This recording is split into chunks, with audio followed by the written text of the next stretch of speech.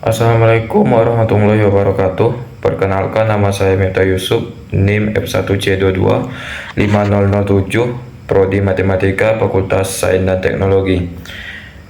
Kali ini saya akan membahas satu topik di dunia biologi, yaitu keanekaragaman hayati dengan memilih satu tumbuhan. Tumbuhan yang saya pilih yaitu pisang. Dosen pengampu Pak Ade Adriadi, SSI, MSI. Oke, saksikan videonya. Oke, di sini langsung saja. Judulnya adalah pisang dengan nama ilmiah Musa sp. Oke, di sini ada foto tumbuhan pisang. Bagi kalian yang nggak tahu, bisa dilihat di sini. Mungkin kalian pernah lihat. Sekilas tentang pisang.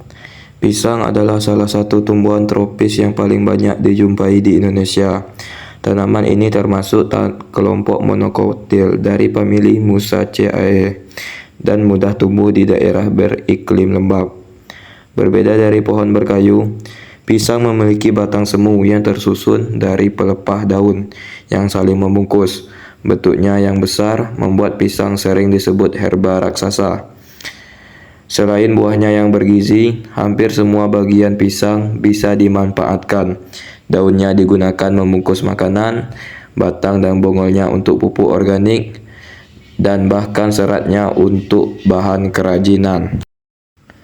Klasifikasi ilmiah pisang: Kingdom Plantae, divisi Magnoliophyta, kelas Liliopsida, ordo Zingiberales, famili Musaceae, genus Musa, spesies Musa paradisiaca untuk pisang kepok, Musa acuminata untuk pisang Ambon.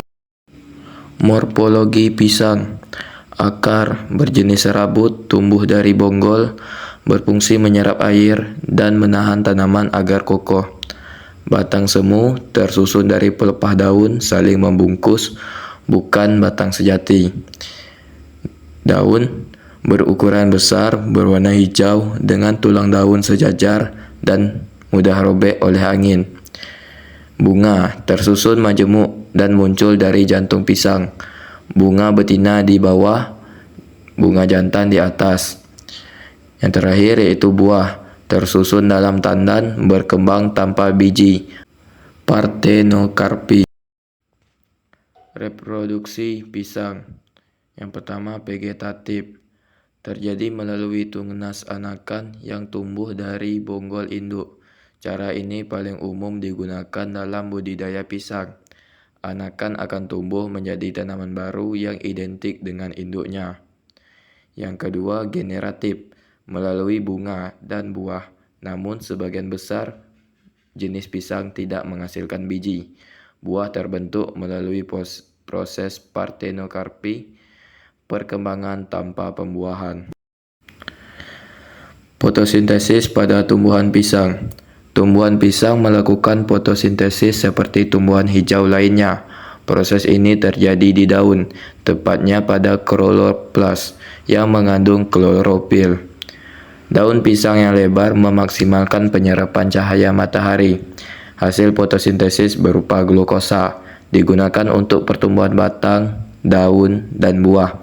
Fotosintesis juga menghasilkan oksigen, penting bagi makhluk hidup di sekitarnya. Manfaat tumbuhan pisang bagi kehidupan. Yang pertama, buah pisang merupakan sumber karbohidrat alami yang mudah dicerna dan mengandung berbagai nutrisi penting seperti vitamin B6, vitamin C, serat, dan kalium. Kandungan gizi membuat pisang menjadi makanan yang menyehatkan untuk segala usia. Selain dikonsumsi langsung, buah pisang juga sering diolah menjadi berbagai produk seperti keripik, sale pisang, bolu, atau makanan tradisional lainnya yang bernilai ekonomi tinggi. Dan buah pisang juga cocok dimakan ketika ingin melakukan aktivitas olahraga karena merupakan karbohidrat sederhana yang mudah dicerna. 2. Daun pisang Memiliki permukaan lebar dan lentur, sehingga sering dimanfaatkan sebagai pembungkus makanan tradisional seperti lontong, lemper, atau pepes.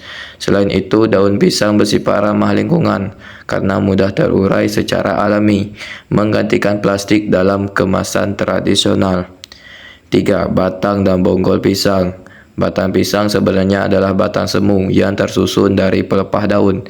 Setelah tanaman berbuah, bagian ini dapat diolah menjadi pupuk organik, pakan ternak, atau bahan kerajinan seperti anyaman dan kertas serat alami.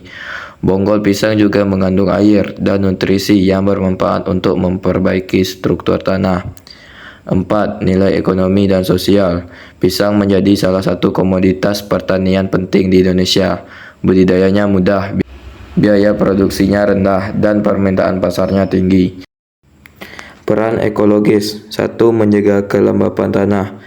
Akar dan daun pisang membantu menahan air serta mengurangi penguapan tanah.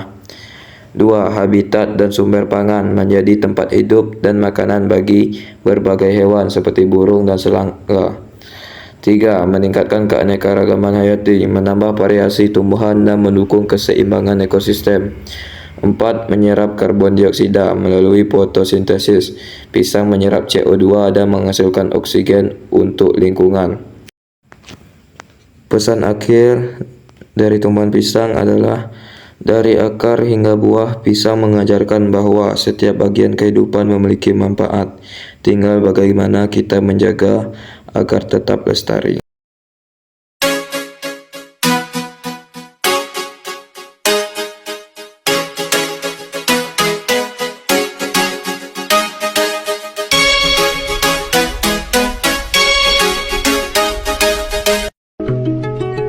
She was a